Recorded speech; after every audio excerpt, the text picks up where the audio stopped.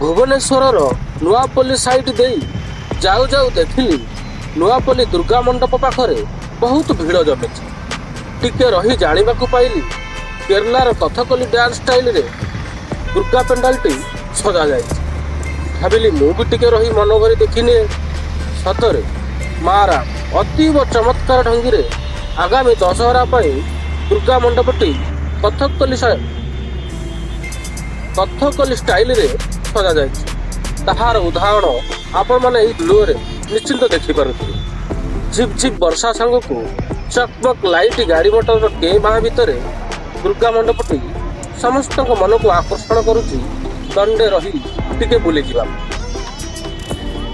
ଦଶହରାରେ ସିନେମା ଦେଖା ସାଙ୍ଗକୁ ଦଶହରା ମେଢ଼ ବୁଲିଯିବା ଏକ ପ୍ରକାରର ନିଆରା ଅନୁଭୂତି ସୃଷ୍ଟି କରେ ଲୋକମାନଙ୍କ ମନ।